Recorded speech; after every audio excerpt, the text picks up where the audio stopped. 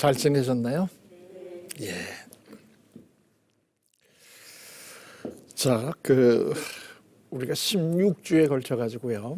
청소년기부터 시작을 해 가지고 우리들의 삶의 주기마다 또는 단계마다 우리가 어떤 변화를 겪고 각각의 그 단계에서 우리가 해결해야 될 과제가 뭘까?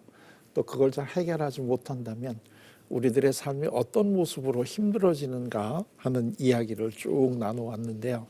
오늘 드디어 저희들이 하기로 했던 16주 마지막 시간이 됐습니다. 그래서 지금까지 해온 걸 총 정리도 할 겸 또 우리 노년기에 진정한 의미에서의 우리의 과거와 화해하기 위해서는 우리가 어떤 분을 만나고 어떤 노력을 해야 되는가 하는 이야기를 하도록 하겠습니다. 각각의 그 단계를 우리가 잘 보내기 위해서는 그때 만나는 이 사람들이 굉장히 중요하다는 이야기를 전에 한번 했습니다. 자, 다시 한번 얘기를 해보면 출생을 해서 여기 아동기가 있고요. 그 다음에 청소년기가 있고, 그 다음에 청년기가 있고, 중년기가 있고, 그 다음에 노년기, 우리가 지금 하고 노년기가 있습니다.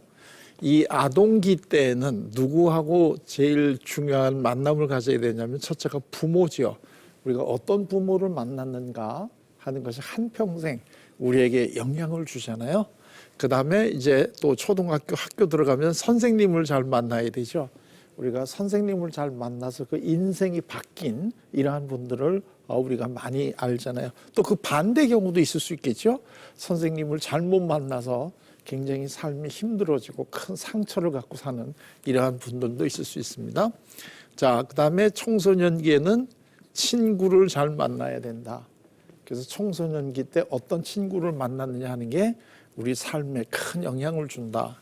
그리고 청년기에는 누구를 잘 만나야 된다 그랬나요? 예, 이게 우리가 일반적으로 배우자, 결혼을 하니까 배우자를 잘 만나는 게 이게 아주 우리 인생에서 굉장히 중요하죠. 자, 그 다음에 중년기는 자녀입니다. 중년에 자녀를 잘 만나야 된다는 것은 지난 시간에 얘기를 했는데요. 여기를 가만히 보게 되면 우리가 선택을 할 수 있는, 예를 들면 부모하고 교사 그리고 자녀는 우리가 선택을 할 수가 없는 거예요. 그냥 우리에게 주어지는 관계고, 요 두 관계는 우리가 선택을 할 수 있는 이런 관계가 돼요. 그래서 이런 사람들을 여기를 다 통칭해서 우리가 뭐라고 부르느냐 하면은 나의 삶에 아주 중요한 영향을 끼친 사람들, 그래서 중요한 타자들, 이렇게 부릅니다. 이걸 좀 미안하지만 영어로 쓰게 되면 중요한, 그러니까 significant라는 뜻이고요. 이게 other의 복수해서 이렇게 중요한 타자들. 그래서 이 사람들을 우리가 한평생 살아가면서 얼마나 잘 만나느냐 하는 게 우리 삶의 질이 결정이 되는데, 그래서 우리 조상들은 우리가 여러 가지 복이 있는데 그 중에서 제일 중요한 복이 인복이다, 이런 얘기를 하잖아요. 인복, 사람을 얼마나 잘 만나느냐. 그래서 저 친구는 부모 잘 만나서 어쩌고 이런 것도 있고, 그 다음에 친구 잘 만났다 이런 것도 있고, 배우자 잘 만나가지고 어땠다. 학교 다닐 때 별 볼 일 없더니 제가 시집 잘 가더니 이러면서 이런 얘기를 또 할 수도 있잖아요. 그 다음에 자녀 이런 것도 있죠. 자, 이러한 그 사람들이 우리 인생에서 아주 우리들에게 영향을 끼치고, 요 각 시기에 우리가 해야 될 과제들을 얼마나 우리가 잘 해낼 수 있는가 하는 이러한 데 큰 영향을 줍니다. 그래서 이거를 중요한 타자들이라고 이렇게 부르는데요. 자, 그러면 노년입니다. 노년은 우리 삶에서 화해를 해야 되는, 과거와 화해하고 용서하고 이게 노년인데요. 이 노년에는 누구를 만나야 될까요? 누구를 잘 만나야 될까요? 자, 보세요. 부모, 교사, 친구, 배우자, 자녀. 또 우리가 더 만나야 될 대상이 또 있을까요? 누가 더 있을까요? 이제 만날 사람 다 만났네요. 부모, 교사, 친구, 배우자, 자녀. 이 사람들이 우리 삶에서 중요한 타자들, 나의 삶에 큰 영향을 끼치는 사람인데, 그럼 이제 노년이 됐어요. 이때 그럼 우리가 아직은 못 만난 대상이 누가 있을까요? 혹시 만나고 싶은, 앞으로 노년이 되면 죽기 전에 꼭 만나고 싶은 분. 자, 그래요. 이게 쉽지 않죠. 다 부모, 교사, 뭐 친구, 배우자, 자녀, 뭐 언뜻 생각하기에 뭐 애인 이루고 싶은데 그것도 얘기 공공연히 할 수는 없으니까 그거는 빼면 그러면 이제 거의 만난 대상은 거의 다 만났을 것 같잖아요. 그래요. 이제 거의 다 만났는데 이때 노년기에 우리가 진정한 의미에서의 삶과 과거에 화해하기 위해서 만나야 될 분을 뭐라고 부르느냐면 이제는 사람은 아니에요. 사람은 다 만났어요. 그래서 이거를 이제 뭐라고 우리가 부르느냐면 궁극적 타자. 궁극적 타자 이렇게 부르고요. 이것도 이제 영어로 한번 써보면 ultimate other 이렇게 얘기를 하는데요.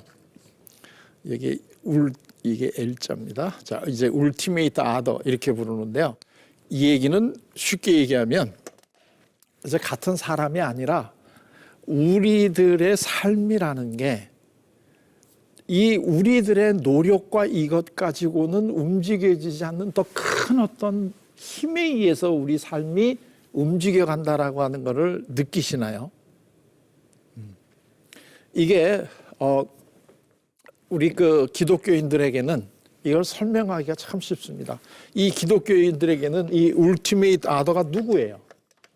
이건 하나님이죠.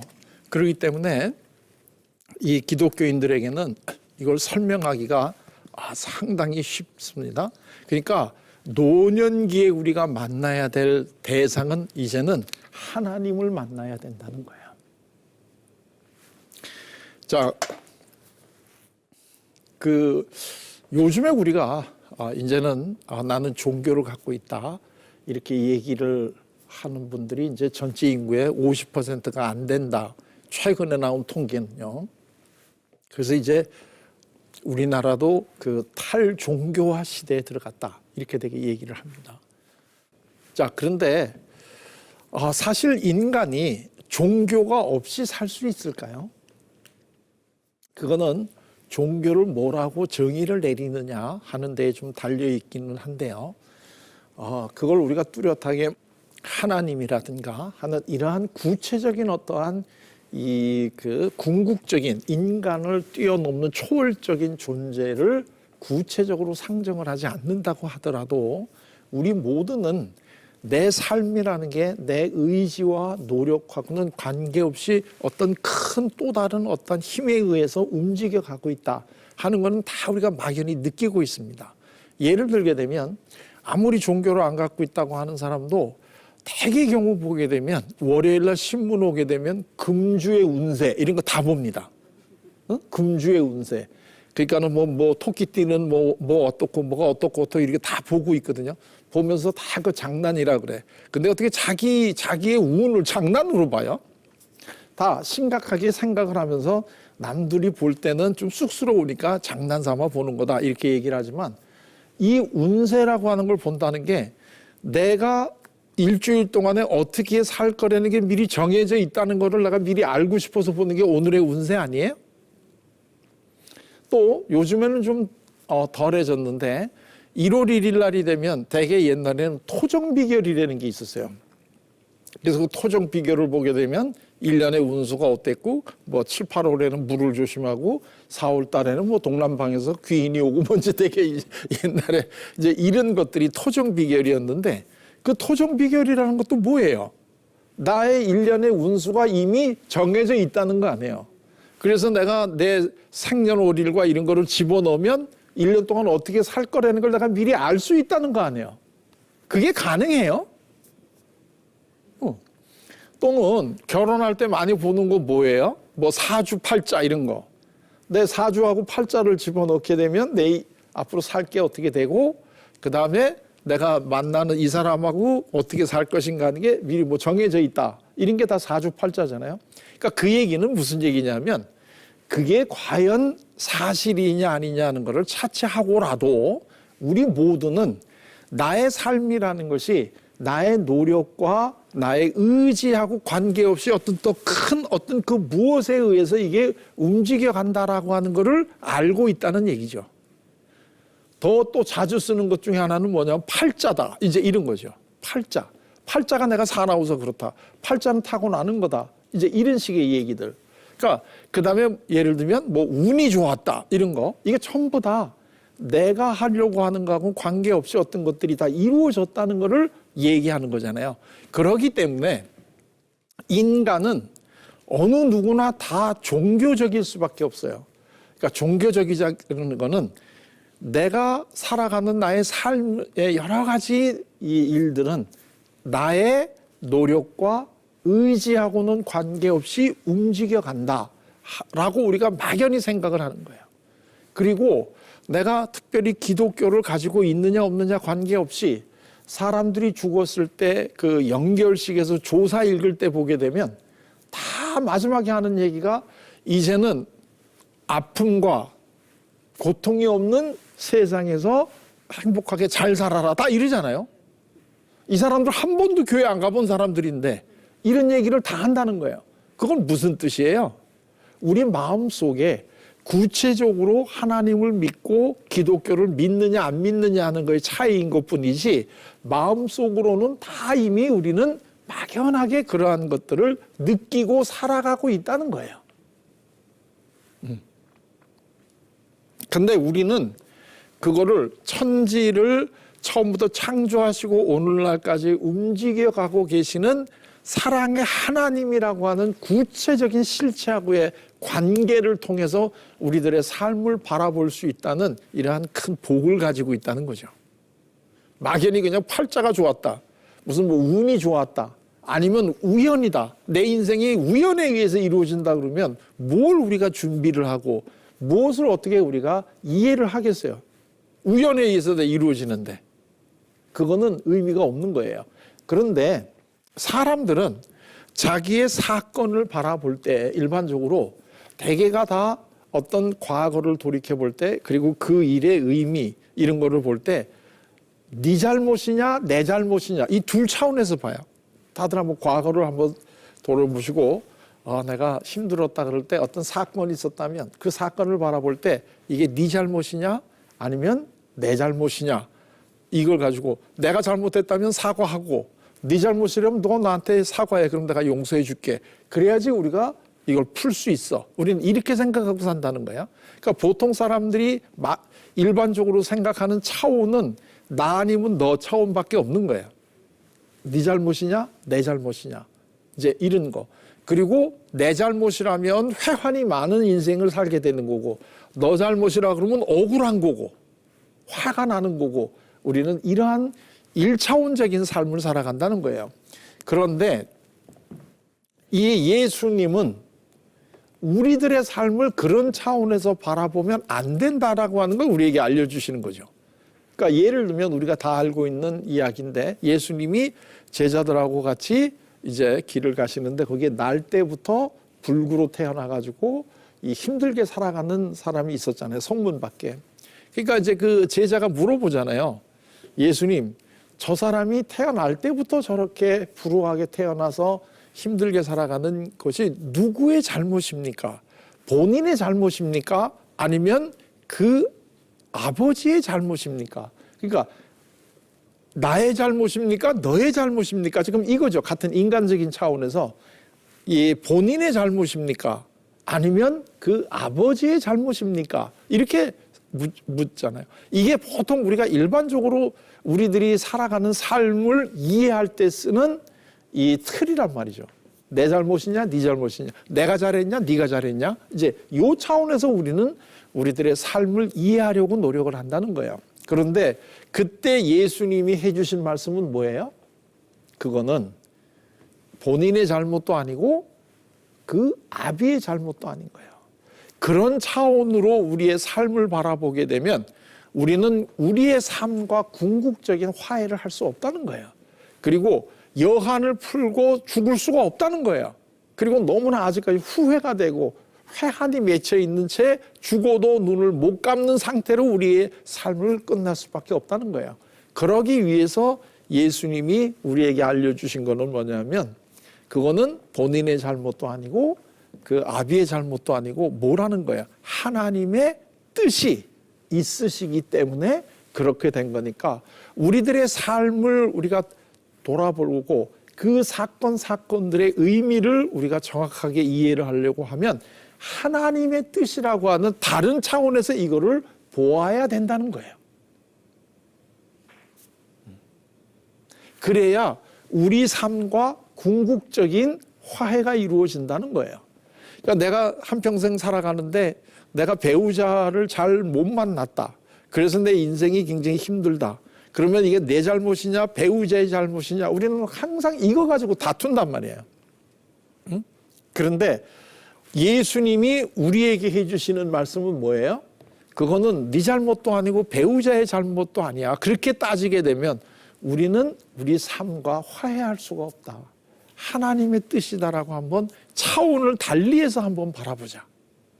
그래야 내가 지금 이렇게 살아가는 것도 이게 하나님의 뜻이 있어서 이렇구나라고 차원을 다르게 해야지만 나의 과거의 아픔, 상처하고 화해가 이루어질 수 있다는 거예요. 이게 이 노년기가 돼서 우리 삶을 정리하고 여한이 없게 되기 위해서는 하나님하고의 만남이 이래서 중요하다는 거예요. 우리 인생살이는 네 잘못이냐 내 잘못이냐고 전혀 따질 수 없는 큰 어떤 역사의 흐름 속에서 우리가 힘들어질 수 있는 거 굉장히 많아요. 저는 저희 부모님이 두 분 다 이 평양에서 피난 오신 분들이에요. 그리고 제가 결혼을 하니까 또 저희 처가는 함경도에서 피난 오신 분들이에요. 그래서 가족들이 모이게 되면 이북에 두고 온 가족들에 대한 그 그리움, 이러한 것들을 어렸을 때부터 저는 듣고 살았어요. 근데 정말 그 사건 하나하나가 너무나 가슴이 아파요. 이 70년이 넘게 이렇게 헤어져서 못 만날 거라고 생각을 했다면 그때 나 혼자 내려오는 게 아니라 죽는 한이 있더라도 다 같이 내려올 걸. 이러면서 한평생 이 회한을 가지고 살아가는 많은 남자분들을 제가 알고 있어요. 그분들 다 잠깐 몸만 피했다가 다시 만나면 될 거라고 생각을 하고 가족들을 북쪽에다 남겨두고 혼자서 피난 나왔다가 70년 동안 못 만나서 이 생이별을 한 가족들, 저는 이런 분들이 제 주위에는 참 많아요. 근데 그분들이 그렇게 이 신혼에 생이별을 하고 70년을 못 만났는데 그거 누구 잘못이에요? 누구한테 가서 이거를 풀어야 돼요? 만약에 이게 어떠한 특정한 사람의 잘못이다라고 하기에는 너무나 큰 거죠. 6.25 전쟁이라는 게. 이렇기 때문에 우리 삶이라고 하는 거는 사실은 인간이 만물의 영장이고 모든 거를 내 손에 있다라고 오만하게 이야기를 하지만 우리 인생이라는 건 사실은 굉장히 미약하고 힘이 없는 존재라는 거죠. 모든 게 우리는 우연이라고 생각이 되지만 알고 보면 그거는 우연이 아니어야 되지만 이제 우리의 삶을 우리가 이해를 할 수가 있다는 거예요. 이게 이렇게 하나님과의 만남을 통해서 화해가 이루어져야지만 내가 지금 그 하나님의 깊은 뜻이 뭔지는 내가 차마 모르지만 그러나 이거에 대해 하나님의 뜻이 있었다는 이 궁극적 타자하고의 만남이 있지 않으면 우리는 한평생 살아오면서 가슴속에 해결하지 못했던 많은 그 감정의 응어리들을 우리가 풀어내기가 상당히 어렵다는 거예요. 그런데 이 말년에 하나님하고의 만남이 잘 이루어지게 되면 이 부모, 교사, 친구, 배우자, 자녀들을 잘 못 만나서 받았던 많은 상처들이 다 없어진다는 거예요. 이 우리 마음이.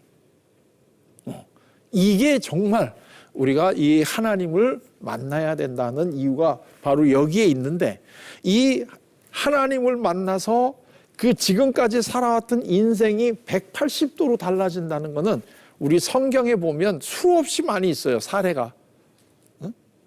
특히 신약에는 예수님을 만나서 그 인생이 하루아침에 달라진 사람들이 너무나 많아요.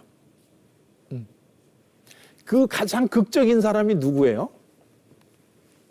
가장 극적인 사람은 예수님과 같이 양쪽에 매달린 도둑들이죠.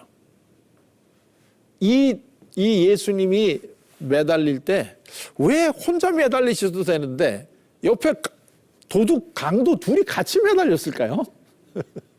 그거 뭐 한꺼번에 처리하려고 그랬을까요? 물론 우리가 잘 모르겠는데, 그러나 우리가 거기서 정말로 중요한 이 교훈을 받을 수 있는 게 뭐냐면, 마지막 그 인생을 도둑 강도로 정말 나쁜 짓을 하면서 살았던 사람이라도 죽는 바로 그 순간에 예수님을 만나면 이 사람은 구원받을 수 있다는 거예요. 그런데 똑같은 상황에서 예수님을 만나지 못하면 영원히 구원받을 수 있는 기회를 놓친다는 거예요.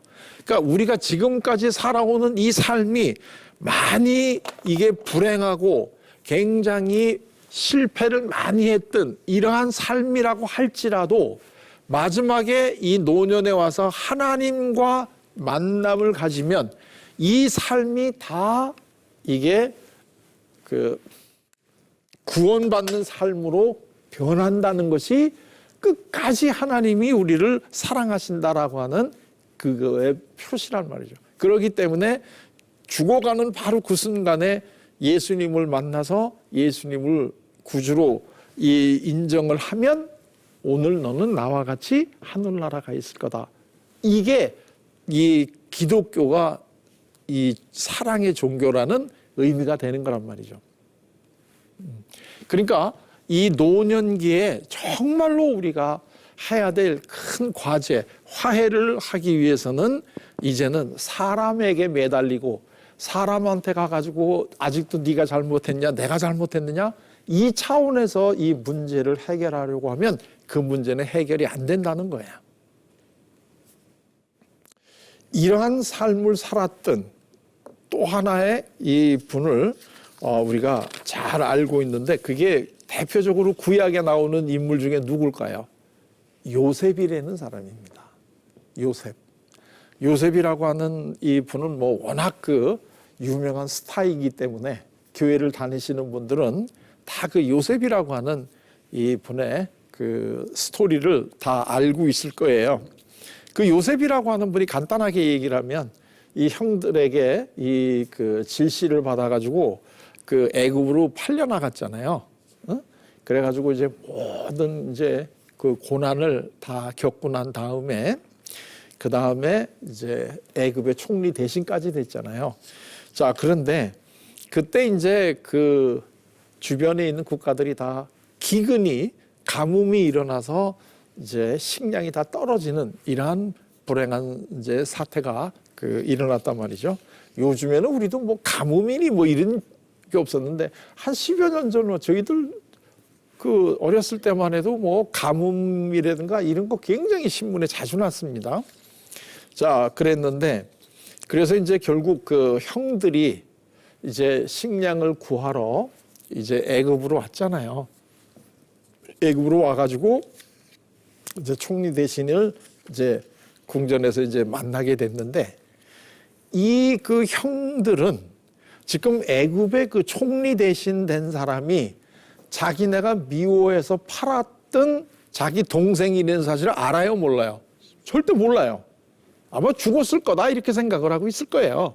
그리고 이제 단지 이제 애굽의 총리 대신을 만나서 식량을 좀 얻어야 되는 이런 아주 급박한 상황에서 지금 이제 총리 대신을 만나러 왔단 말이죠.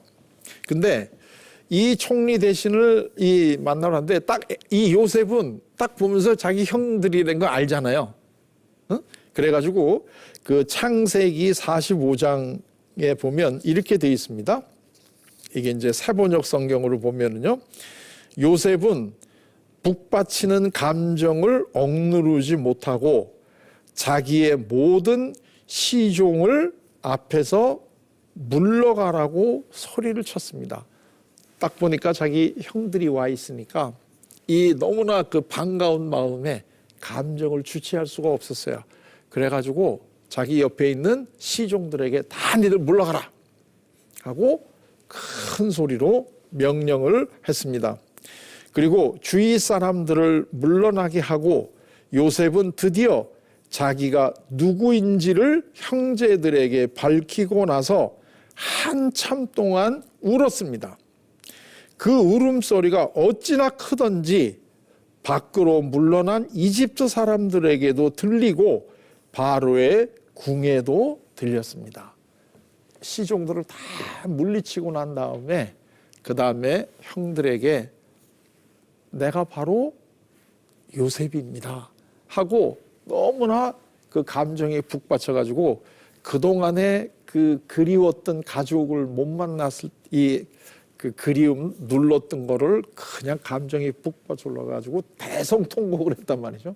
얼마나 크게 울었으면 그게 궁전 밖으로도 나가고 바로의 궁전에게까지 들릴 정도로 그렇게 요셉이 대성통곡을 했습니다. 그러면서 내가 바로 요셉입니다. 그리고 아버지가 아직도 살아계십니까? 이 가족을 만나고 특히 아버지를 보고 싶어하는 이 마음이 얼마나 그동안에 사무쳤겠습니까? 사실은 이 요셉이 형들의 미움을 받은 거는 그 아버지가 요셉을 너무나 편애해서 그렇지 않습니까? 그러면서 요셉이 형제들에게 이렇게 말하였으나 놀란 형제들은 어리둥절하여 요셉 앞에서 입이 얼어붙고 말았다. 형들은 지금 어떤 생각이 들었을까요? 우리 이제 죽었다.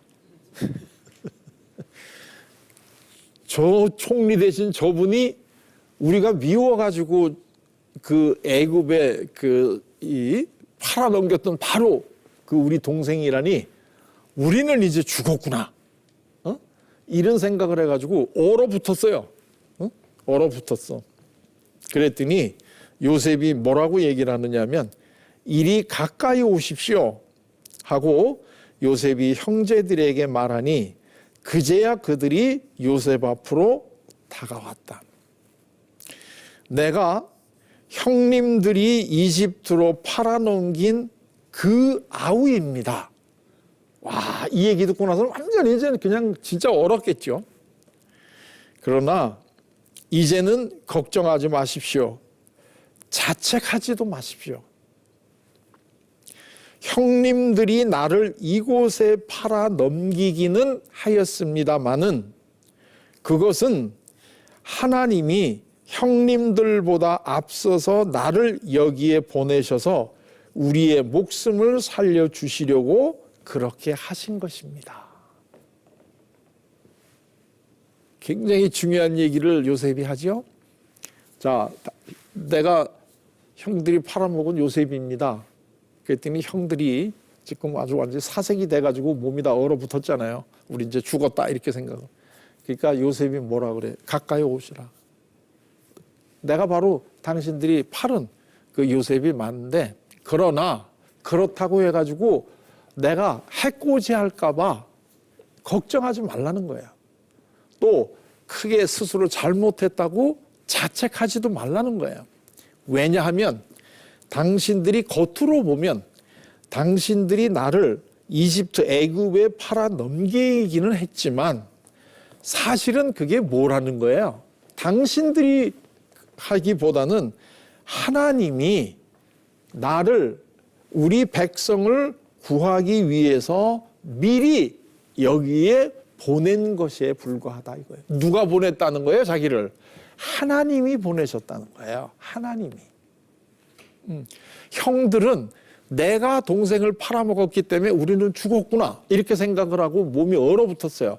이게 보통 우리 일반 사람들이 하는 우리 삶을 이해하는 방식이야. 네 잘못이냐 내 잘못이냐. 야, 이거 우리 잘못이구나. 내가 팔아먹었는 동생이 이제 총리 대신이 됐으니까 우리는 큰일 났다. 이렇게 생각을 하는 게 우리 일반 사람들의 생각인데, 요셉은 뭐라 그래요? 당신이 팔아먹은 건 사실이지만 그러나 그건 당신이 한 일이 아니다 이거예요. 하나님이 하신 일이라는 거야. 하나님이. 이게 지금 이 요셉이 자기를 팔아먹었던 형들과 화해를 하잖아요 지금. 근데 그 화해를 하는 게, 형들이 내가 크게 잘못했습니다, 죽여주십시오, 당신이 이렇게 크게 될 사람인 건 몰랐습니다, 이렇게 사과해서 지금 화해가 됐어요? 아니에요. 사실 이 요셉이 애굽으로 팔려와 가지고 그 치루었던 그 고생이라든가 이런 것들이 그냥 형이 몇십 년 만에 나타나서 그때 내가 진짜 잘못했어요, 그 얘기 한마디로 이게 풀릴 수 있는 거예요? 아닐 거예요 아마. 그런데 이 요셉은 그 형들을 미워하지 않았어요. 그 형들을 미워하지 않았다는 것은 형들을 보고 너무나 반갑고 이래서 이 그 시종들을 다 물리치고 밖으로 새나갈 정도로 대성통곡을 했다는 게, 이게 지금 억울해서 대성통곡을 하는 건가요? 아니잖아요.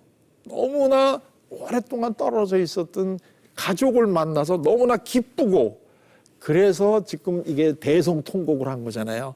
만약에 내가 지금까지 이집트에 와서 이렇게 생고생을 했는데 이거 전부 다 형이 나를 팔아서 그렇다 하고 형들에 대해서 미움을 가지고 있었고, 언제 내가 만나기만 해봐라 그냥 이런 생각을 하고 살았다면 이 대성통곡이 나올까요? 아니겠죠. 크게 화가 나고 넌 이제 잘 만났다, 응? 이렇게 되겠죠. 근데 이 요셉은 그게 아니잖아요. 왜 그렇게 생각이 돼요? 형이 팔은 게 아니니까. 나를 일로 이 애굽으로 보낸 거는 형이 보낸 게 아니니까 하나님이 일로 보내신 건데, 다만 형들의 손을 좀 빌린 것뿐이지요. 그러니 형을 내가 미워할 필요가 없다는 거죠. 이게 이 노년기에 이 궁극적 타자, 우리 삶 자체를 이 그 움직여가는 인간 절대자하고의 만남을 통해서만이 우리 삶의 여러 가지 아픔과 슬픔과 이러한 것들과 화해를 할 수 있다는 얘기예요. 그거를 우리는 아주 쉽게 이해할 수 있어요. 성서에 보면 그러한 사람들이 많이 나타나니까요. 그리고 그 가장 대표적인 게 구약에서 나타나는 요셉이라는 이러한 사람이란 말이죠. 요셉이라고 하는 사람이 총리 대신까지 올라가기까지 상당히 많은 어려움과 유혹이 있었잖아요. 그런데 아마 이 요셉이 형들에 대한 어떤 원한, 이런 것들로 살았다면 이 고난과 그 유혹을 아마도 물리치지 못했을지도 모르겠어요. 그런데 요셉이 그 고난과 이러한 것들을 물리칠 수 있었다는 것은 하나님이 나를 여기다 보내주셨기 때문에 내가 그 일을 준비한다라는 생각을 하고 있었기 때문에 고난과 유혹을 물리칠 수 있었다는 거죠. 우리도 아마도 정말 내가 늙지 않았다는 거를 갖다가 인정받고 싶어가지고 무슨 외도를 한다든가 이런 걸로 우리 인생의 문제를 해결하려고 하면 절대로 해결할 수가 없겠죠. 이러한 것들이 모두 하나님께서 지금 하시고 계시는 일이다라고 하는 거를 우리가 진정으로 깨달을 때, 그걸 우리가 하나님과 만난다는 거죠. 하나님과 관계를 맺을 때 그게 비로소 우리들의 삶에 지금까지 해왔던 많은 어려움과 고난과 슬픔, 다시 얘기하면 이 한이 이게 다 풀리는, 한이 이 풀리는 거는 이거는 이 하나님과 이 궁극적 타자하고의 만남을 통해서만이 그게 가능하다. 그리고 이 하나님을 만나서 궁극적 타자와의 만남을 통해서 그 다음에 이렇게 되면 우리가 이제는 죽어도 여한이 없는 거예요. 그러면 이제 이 땅에서의 삶을 마감을 하고 하나님과 만나는 또 다른 우리들의 삶을 우리가 가질 수 있다라고 하는 그러한 기쁨과 기대를 우리가 가질 수가 있는 거란 말이죠. 그러니까 우리가 천국에 가서 하나님을 만난다. 이거를 우리가 여기서 그럼 어떻게 준비하느냐? 그 준비하는 제일 중요한 방법은 하나님과의 만남을 통해서 이 세상 살면서 우리 마음속에 지금까지 못 풀고 있었던 그 아픔, 한을 우리가 풀어내는 게 가장 바람직한 거다는 거죠. 이 성서에는 이러한 이 사람들이 다 있는데, 자, 이렇게 여기에서 궁극적 타자하고의 만남을 통해서 한이 풀리게 되면 지금까지 여기에서 살면서 우리 마음속에 가지고 있었던 슬픔, 원한, 이런 것들이 다 해결이 된다는 거예요. 그리고 이러한 사람들 자체도 딱이 나빠서라기보다도 그 사람들도 나름 잘 살아보려고 했는데 그게 그렇게 될 수밖에 없었다 하는 이런 마음이 나타나니까 사실 이게 정말 긍휼히 여기는 마음이, 지금까지는 미웠던 사람이 이제는 그 사람도 알고 보면 다 힘들게 잘 살아보려고 그런 것이 결국 나에게는 아픔을 주었구나 하는 이러한 거로 받아들여지게 되니까 이 지금까지 살아왔던 이 사람들과의 아픔이 내가 이제 풀려나가는 거란 말이죠. 그러니까 우리가 예를 들면 용서해라. 그런데 사실 그 용서 쉽게 안 됩니다. 근데 쉽게 안 되는데 자꾸 옆에서 용서하라 그러면 화가 더 납니다. 그런데 그 용서할 수 있는 제일 그 기본적인 방법은 이 궁극적 타자하고의 만남을 통해서 그분이 나를 사랑하시고 계신다 하는 거를 우리가 느껴야지만 그게 이 말로 화해라고 얘기를 안 해도 화해가 된다는 거예요. 왜냐하면 상대방이 불사치근해 보이니까. 우리를 제일 괴롭혔던 그 사람이 이 세상에 태어날 때 나를 괴롭힐 그러한 그 소명을 띠고 태어났을까요? 아니겠죠. 그 사람도 나름대로는 잘 살아보려고 발버둥 친 게 결국은 그렇게 살아가게 된 거잖아요. 그런 걸 우리가 깨달으면서 이제 그 긍휼히 여기게 되는 거죠. 측은한 거죠. 이러면서 우리 화해가 이루어진다는 거예요. 자, 그러면 이렇게 이제 노년기에 이게 되면 그 다음에는 이제 하나님과 직접 만나는 삶으로 우리는 간다는 신앙을 가지고 지금 우리가 살아가고 있는 거잖아요. 정말 이 노년기는 굉장히 중요한 시기고 이 노년기를 우리가 어떻게 잘 보내느냐, 그 과제를 얼마나 잘 하느냐에 따라서 우리들의 이 삶 자체가 질이 이제 달라지게 느껴진다는 거예요. 그런데 이게 이제 노년의 과제니까 그러면 이때까지는 살아오면서 이 아동기, 청소년기, 청년기, 중년기 이때까지는 한을 계속 가지고 있다가 노년이 되면 그때 가서 풀자 이럴 필요가 있을까요? 우리들의 한은 지금 푸는 게 제일 좋죠. 그거 내가 뭐하러 아픔을 가지고 가겠어요. 나이 들어서 할 일 없을까 봐 그때 해야 되니까 그때 하려고 이거 고이고이 이거 쌓아둘 이유가 없겠죠. 오늘 우리가 하나님과 만나면 오늘부터 우리들의 삶이 이제 이 화해가 되고 용서가 되는 삶을 우리가 살아갈 수 있겠죠. 오늘이 바로 우리가 예수님 옆에 십자가에 매달려 있는 날 아닌가요? 오늘이? 만약에 오늘 우리가 지금 어떤 선택을 할 것인가 하는 것에 따라서 우리들의 과거의 삶과 우리들의 앞으로의 삶이 이게 질이 달라지는 거죠. 이 많은 분들은 우리가 나이가 들어간다 하는 것을 굉장히 부정적으로, 특히 중년 이후에 나이가 들어간다는 걸 부정적으로 생각을 해요. 그건 왜 그러냐면 우리들의 관습이 이 출생을 한 이때부터 우리들의 나이를 계산하는 훈련을 우리가 배웠거든요. 그러니까 예를 들면 내가 60세다 하게 되면 내가 태어난 지 60년이 된 거잖아요. 그리고 오늘은 내가 지금까지 살아온 날 중에 제일 나이가 많이 들은 날이잖아요. 그런데 만약에 우리가 이 사망하는 이때가 정확하게 우리는 몰라요. 하나님이 언제 우리를 부르실지는 모르겠는데 이 사망하는 날로부터 우리들의 삶을 계산하는 이 훈련을 이제부터 드셔야 되는데 이렇게 되면 오늘이 어떤 날이에요?